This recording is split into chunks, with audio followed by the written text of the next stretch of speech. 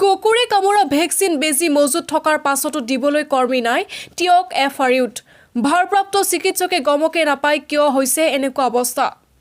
স্বাস্থ্য খণ্ডত আমূল পৰিৱৰ্তনৰ ঢাক ঢোল বজোৱা চৰকাৰখনৰ ফুপুলা স্বৰূপ পুনৰ উদঙালে টিয়ক এফআৰইউত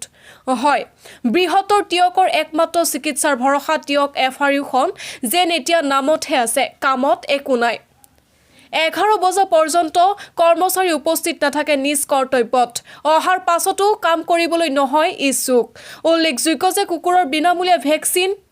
বেজী বিচাৰি পোৱাৰে পৰা একাংশ ৰোগে হাহাকাৰ কৰি ফুৰিছে বিনামূলীয়া বেজী মজুত থকাৰ পাছতো কৰ্মচাৰীৰ এলেহুৱা স্বভাৱৰ বাবে যোৰহাটলৈ যাবলৈ দিলে উপদেশ ইপিনে উপায়ন্ত ৰোগীয়ে এফআৰইউৰ ভাৰপ্ৰাপ্ত চিকিৎসকগৰাকীৰ অভিযোগ দিয়াৰ পাছতো মই একো নাজানো বুলি দায় সৰাৰ অভিযোগ ৰোগীৰ এতিয়া প্ৰশ্ন হয় প্ৰায়ে টিয়ক এফআৰইউত কিয় ৰোগীক দুৰ্ব্যৱহাৰ তথা চিকিৎসক দেৰিকৈ অহা আদি কথাবোৰ চৰ্চালৈ আহে দৰৱ মজুত থকাৰ পাছতো কিয় সাধাৰণ জনতাক প্ৰদান কৰিবলৈ ইচ্ছা প্ৰকাশ নকৰে কৰ্মীসকলে কুকুৰে খালে আমাৰ গোটেইজন মানুহ কুকুৰ আৰু মেকুৰীয়ে খোৱা ব্যক্তি আমি গোটেইজন আৰু তাৰ ভিত্তিত আমি মানে ইয়াৰ ৰেবিজ ভেকচিন ল'ব খাতিকে টিয়ক এফআৰইউলৈ আহিছিলোঁ টিয়ক এফআৰইউলৈ আহি আমি 9টা বজাতে আহিলোঁ 9টা বজাৰ পৰা আজি এতিয়া 12টা বাজিলেহি এতিয়া কিন্তু আমাৰ ভেকচিন আমাক প্ৰদান কৰিব তেখেতক সক্ষম হোৱা নাই কিন্তু অলৰেডি ইয়াত ভেকচিন মজুত আছে আমি জনামতে ইয়াত ভেকচিন মজুত আছে কিন্তু তাত মজুত থকা পাছতো তেওঁলোক কিয় আমাক অপাৰক হৈছে কিন্তু এতিয়ালৈকে আমাক বিতংভাৱে কথাটো বুজাই দিয়া নাই কথাটো কিন্তু সেইমতে আমি ইয়াত টিয়ক এফআৰইউ যোনজন ছুপাৰিণ্টেণ্ডেণ্ট আছে ইনচাৰ্জ আছে তেখেতৰ ওচৰলৈ আমি এই বিষয়ে অৱগত হ'বলৈ গৈছিলোঁ আৰু তেখেতে আমাৰ বহুত মানে ওচৰলৈ গৈছোঁ তেখেতে কোনো আমাক গুৰুত্বই দিয়া নাই সোমাবলৈ মানে তেখেতে আমাক কোনো কথা মানে শুনিবই নিবিচাৰে তাৰ পাছতো পৰাপক্ষত আমি কিনিবলৈ আহিলোঁ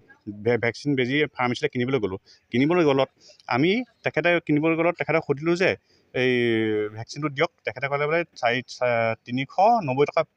পইচা পাইছিলে তেখেতক সুধিলোঁ যে এইটো ফ্ৰী বেজী নাই নেকি তেখেতে ফ্ৰী বেজী আছে বস্তুটো এণ্ট্ৰি কৰিব লাগিব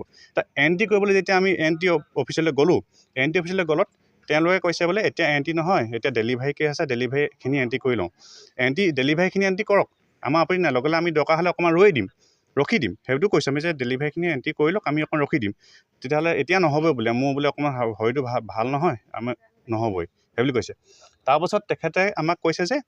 এই বোলো এতিয়া ফ্ৰী বেজী আমি নাপামেই নি তেখেতে ফ্ৰী বেজী নাপাম বুলি ক'লে তেখেতে আমাৰ যোৰহাটলৈ পঠিয়াইছে ফ্ৰী বেজী ল'ব খাতিকে বোলে ফ্ৰী বেজী পাবা বোলে যোৰহাট যাব লাগিব এতিয়া আমি টিয়কত এফআৰই থকা পাছতো আমি এতিয়া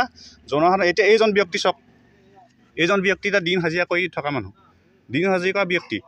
এদিনত পায় তেখেতে হাজিৰা 300 বা 350 টকা এটা বেজীৰ দাম হৈছে 400 টকা তেখেতে এতিয়া এই ভেকচিনটো ল'বলৈ 400 টকা দিব লাগিব মানে এদিনৰ হাজিৰা তেখেত বহন কৰিব লাগিব ইয়াত চৰকাৰে ফ্ৰী বেজীটো দিয়াৰ পাছতো এনেকুৱা কেনেকৈ ধৰণে চলিছে ইয়াৰ ওপৰত মানে আমি মুখ্যমন্ত্ৰী মহোদয়ক অনুৰোধ জনাইছোঁ যে এই টিয়ক এফআইউৰ ওপৰত এটা বিহিত ব্যৱস্থা ল'ব খাতিকে আমি অসমৰ মুখ্যমন্ত্ৰী মহোদয়ক আমি আপোনালোকৰ মাধ্যমেৰে অনুৰোধ জনাইছোঁ পেচেণ্ট অলৰেডি বহুতকেইজন পেচেণ্ট হেৰি নাপাই পিনি ঘূৰি গৈছে মানুহজন অলৰেডি বহুত দেৰিকৈ আছে 11টা বজাত আহিছে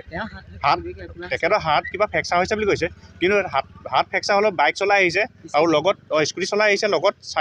3জন লগত তিনিজন টোটেল 3জন মানুহ আহিছে তেখেতৰ পত্নী আহিছে ল'ৰা এজন তেখেত লৈ পিনি তেখেত তাত এণ্ট্ৰি হৈছে 11টা বজাত